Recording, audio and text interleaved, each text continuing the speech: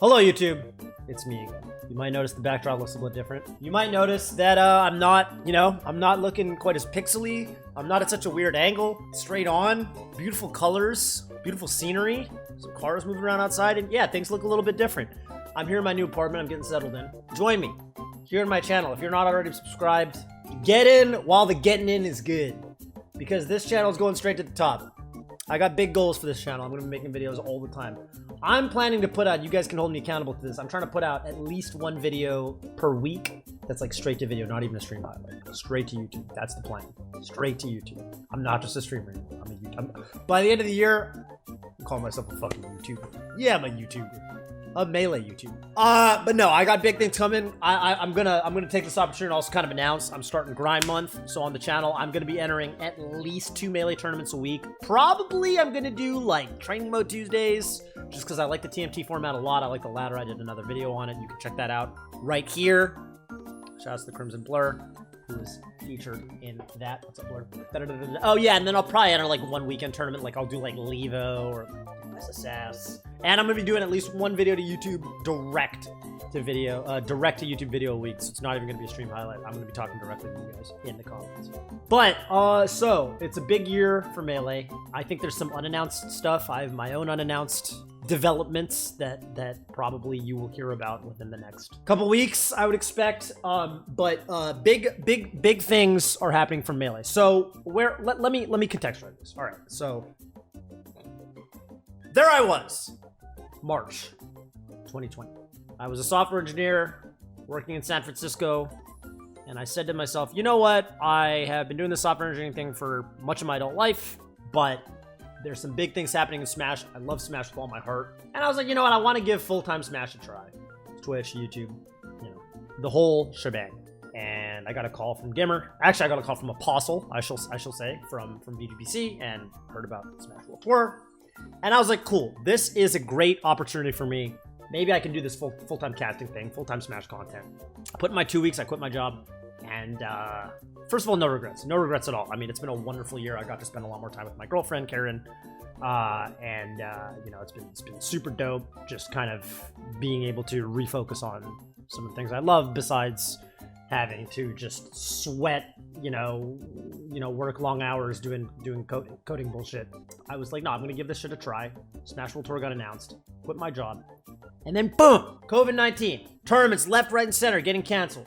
Like literally every fucking tournament was getting canceled. Like Smash World Tour was gonna be like, if you look at a lot of the big time commentators and fight games in general, a lot of the reason a lot of them are able to make it for full time or were able to make it full time was because of circuits. Like circuits kind of promising stability, kind of setting a standard for both the amount of high level competition you can expect, the amount of work you can get. Yeah, I mean, so the circuit was going to be, the Smash World Tour was going to be the thing that was going to make this viable. And yeah, COVID shut it all down basically. But fast forward to almost 1 year later, February 2021. Okay, I get it. You guys have all seen the news. Leffen already did a fucking video on it. Leffen, by the way, he got that video out within fucking minutes. Hours realistically. But he did a stream like the day the fucking Smash World Tour. He did a stream like the day this shit got announced. And he got that shit up like, I swear to God, he was able to get that YouTube video up before he ended the stream. I have no idea how the fuck he did that, but he's working fast. So, at the end of the day, like, whatever. I get it. I'm a little bit late to the party. I'm moving in my new apartment. It's not that big a deal.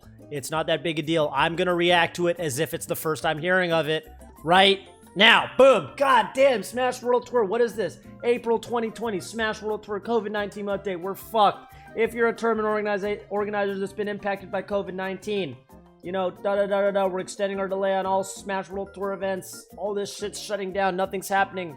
It's terrible. It's dreadful. And then, where's the video?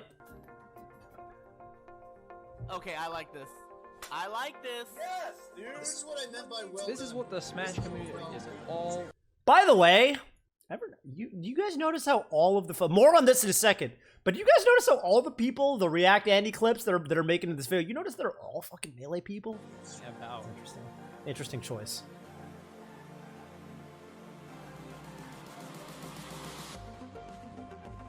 There's a Melee emphasis here for sure.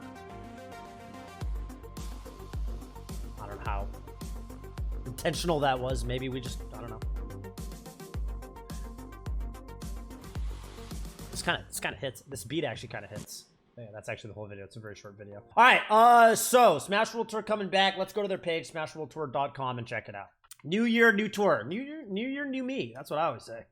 So they emphasize that this is a bridge year. This is not going to be what the Smash World Tour looks like, you know, once, you know, we're all vaccinated and we can actually kind of go outside of our homes safely. And by the way, if you're not taking COVID seriously, what the fuck are you doing? So this is the thing that everybody's talking about, ultimate online qualifiers. So basically there's region-locked tournaments announced all over the world. There's this kind of schedule here, and there's all these tournaments. They're all ultimate, all the way down.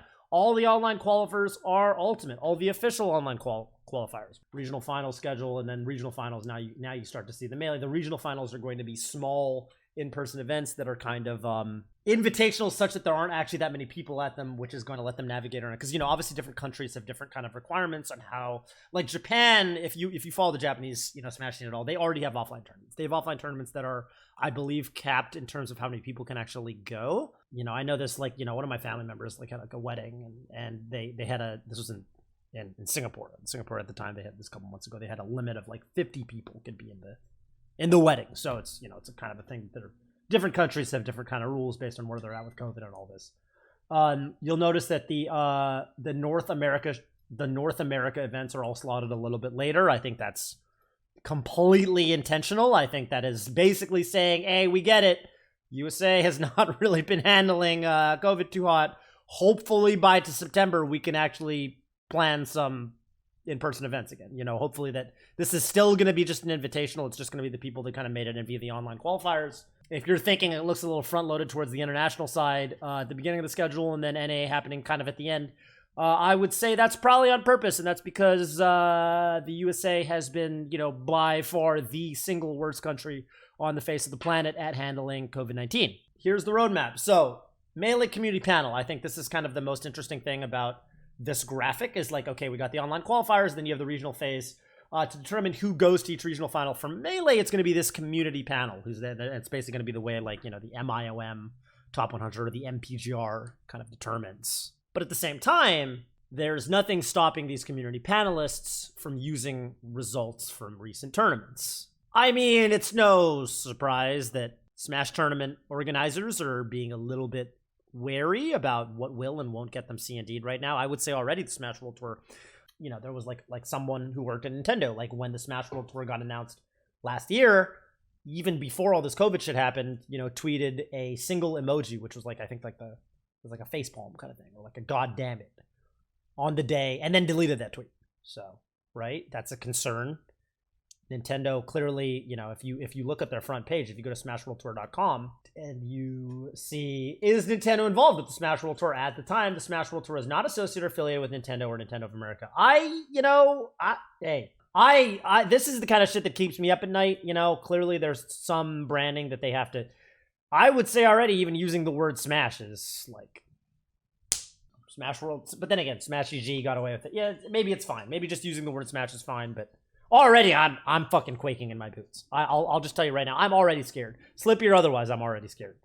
But that being said, okay, well, what can we do to not kind of provoke the beast? Hopefully not running Slippy tournaments in an official capacity.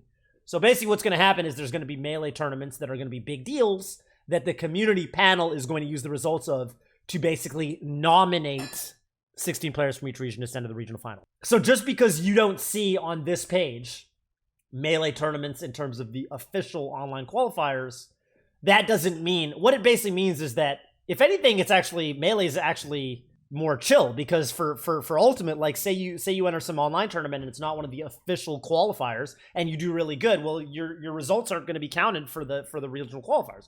For Melee, if you enter an online tournament and it's not something on this list, but you know you've clearly been putting in the work and you're clearly doing really good, you could still end up getting kind of, you know, you don't have to enter these very specific tournaments that are qualifiers. You could be, you know, in theory, you know, it's kind of the way we used to do our rankings, the way we did it for MIOM rank and all that, and PGR, where it's just kind of your rank is kind of the sum of your body of work as a player in general. And in some ways, that's actually quite nice because you don't have to like make sure that you enter this specific online qualifier and do really well in. So I think this is pretty smart, and I actually think it's a pretty nice compromise. Or even honestly, I mean, it's kind of, I think it'll actually be a really nice experience for Melee players. And I think that if you're a Melee player, you should be very excited about this. Even though this list says ultimate for the online qualifiers, like there's a, you know, pretty clear reason behind that. Now, all of this said, right, like with you know, getting that out of the way, let's actually take a look at kind of how the let's actually take a look at how this finals roadmap works. So boom, the path to the finals. You got your online qualifiers, you know, your community panel that's basically, you know, it's just who are the best ranked players in this region. And it's, by the way, it's 16 from each region.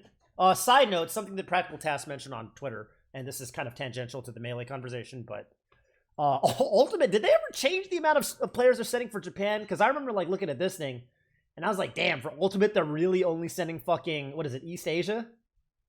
So they got 60 players from East Asia. Like 6 going to the finals? Like, dude, if you actually look at like the number of fucking Japanese players, like Japan's got, like, what Japan was like the second biggest tournament of all time, almost the biggest tournament of all time. You know, Japan takes up half of the PGR for Ultimate. Like, to me, these numbers feel, you know, a little, Japan Ultimate scene is extremely powerful. So is Brawl, so is Smash. Basically, every game that's not Melee. Melee, it's basically Ops is kind of carrying the torch. But they've had offline tournaments. Like, they've had offline tournaments for, I think, like, nearly half a year at this point. While, you know, MK Leo is still playing fucking Byleth in 20 frames of lag online. So, like, who's to say Zachary isn't literally caught up at this point? You know what I mean? In a game as young as Ultimate, like, that time matters. I don't know. That's a separate conversation. I just, like, if Zachary just fucking clean sweeps the first... Because I watched some of the footage. They had an offline regional... offline invitational for Ultimate a couple months ago, and Zachary, he posted some clips of some shit he was doing, and it was like, oh, fuck. He looks hella good right now. And MK Leo's playing a lot of fucking Byleth and online. I, like, would not be surprised if Zachary, like, first tournament back, everyone meets up again, Zachary just fucking clean sweeps the fuck out. That would not surprise me. But yeah, 16 for each region, which is honestly really doable. Like, I feel like for a lot of players who are kind of on the cusp, like, they're like 16 for NA West to go to the regional finals. Like, that's like pretty, you know, that's like super doable. That's basically like, it's not local PR level. It's a little bit better than that because local PR is like top 20, like I'm like top 20 NorCal or whatever, you know? So this is actually like, there's actually going to be quite a lot of representation here for the regional finals. Like, and that's going to be a lot of fun to watch, I think. I think that there's going to be a lot of upsets. I think there's going to be a lot of hype around these regional finals and certainly leading up to the Smash World Tour finals, which is going to be super fun. Due to COVID-19, the World Tour was not able to come out. We're spotlighting and promoting community events and initiatives at each tour stop. Oh, the Smash World Tour was not able to be confined to community events like in its original format. So we are spotlighting. So they're going to promote. So they're promoting this tournament. They're saying, hey, also enter Mibura, also enter Battle Gateway.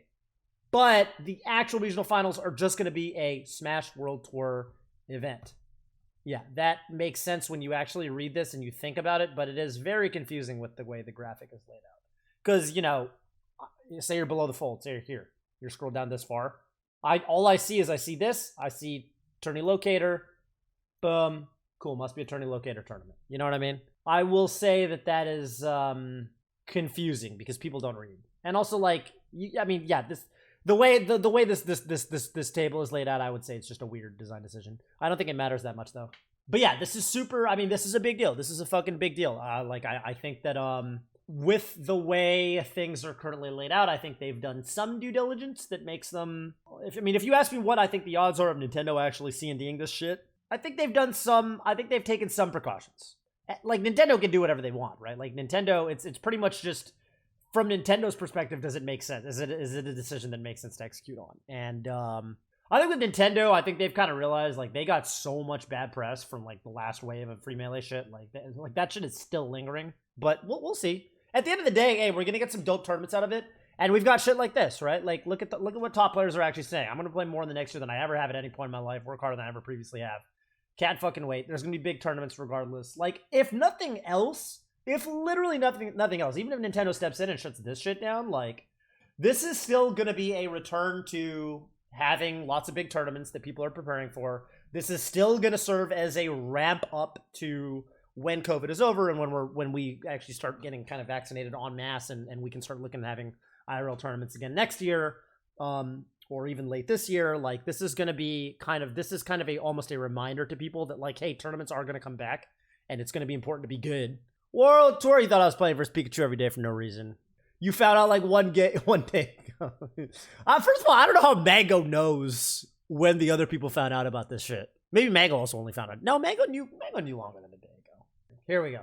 Fine, I got convinced. I'll stop playing RPGs and grind mailing, and now the World Tour got announced. Then I asked him, which RPGs did you play recently? And then we've got into and then we got into a little conversation about some dope-ass JRPGs. Love JRPGs, by the way. It's just such a go-to genre. I love that Nun is a fan, like a random fucking JRPG fan. Nun's actually played a shitload of like JRPGs like out of nowhere, which like maybe you wouldn't. I don't know. I kind of wish I kind of would be down to see Nun stream some of this stuff sometimes. I feel like that'd be fun.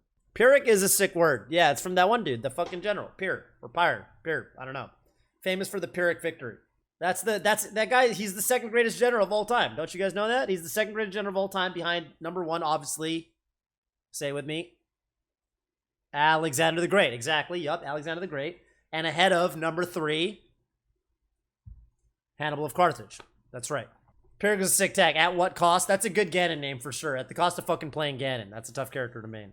No, so the story goes, okay, so Hannibal of Carthage, this is the story. This is the first ever power rankings argument. I'm gonna cap the Toph Talks with this story for you guys. Straight out of the history book. So this is the first ever power rankings argument. You know how people, okay, so shit like this, right? People, we got the community panel. On the male side, panel of experts led by Tafkin. So, you know, we got this community panel, you know, they're ranking people, and this is the first ever, people always get salty though. Oh, you rank me too low. Oh, you rank this guy too high.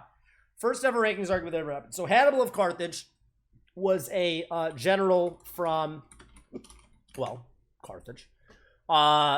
He was a Carthaginian general, and Carthage is basically, I believe, south of the Mediterranean, right? And Hannibal, basically, the TLDR is Hannibal was, he was a sick-ass general, and he was, like, way ahead of his fucking time. And Hannibal was up, you know, he was basically in the Italian, you know, the Roman countryside for fucking, like, years. Terrorizing the Roman countryside. Like no one could touch this guy in battle. Like, he was fucking them up. He was fucking Rome up. He was just fucking crazy good. I think he was one of the pioneers of flanking. I think the way war worked, like, back in the day, if I'm not mistaken, like, the way war worked back then was, like, you could literally, it was like the early days of, like, Melee, or, like, early days of fighting game. You could bring one OP degenerate strategy to the table, and no one could fuck with you. You know what I mean? You could just win every battle based off that shit. So I think Hannibal, like, yeah, I don't know. I think he was, like, the fucking, he was sick, nasty at flank. I don't know, some shit like that. Anyway, he was fucking everybody up. Finally, this guy, Scipio Africanus, who I think he's called that because he did some training, like, in Northern Africa or something. But anyway, he's a Roman general, so we're Scipio. He was a Roman general, and he was also one of the best military commanders and strategists of all time. So he came out, and he basically drove Hannibal out of Rome and then fucked him up. He, like, they had a big-ass battle down towards Carthage, and I think Scipio kind of fucked him up. So then, you know, many years later, after, so basically, the way it basically worked was, you know, Hannibal he was like a great general, but Scipio basically studied his VODs, okay? Scipio studied his VODs and basically labbed out the matchup versus Hannibal and then fucked him up. And I was like, okay, cool, you know, good shit. Yeah, so Scipio, apparently there was some banquet many years later, right? Where they were at the same dinner, you know, party or something like that. Because, you know, that's how it is with fucking statesmen.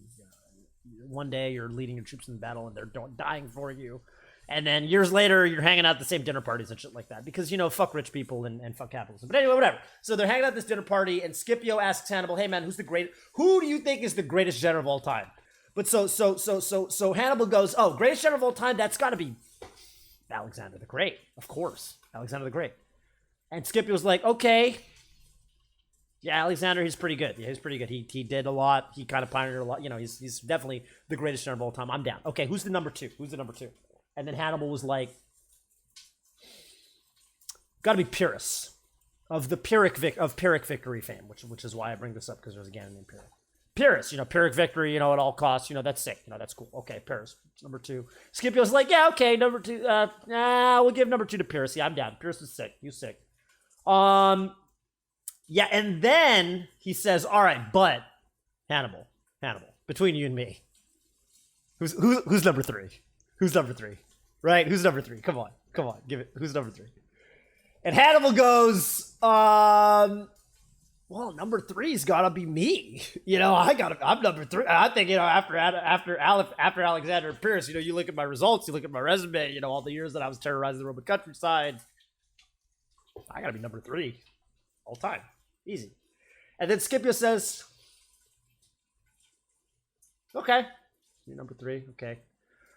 Where would you rank me then, considering that I have never lost a single battle to you?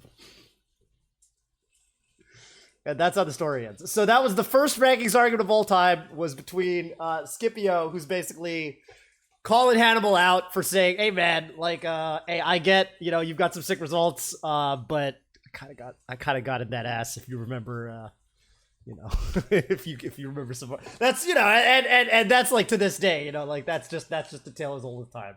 You know, if you look at the top players, the way they talk to each other on Twitter, none of this should be surprising to you. But yeah, I mean, this is like you know, this guy's from literally Hannibal was alive in the 100s to 200s BC.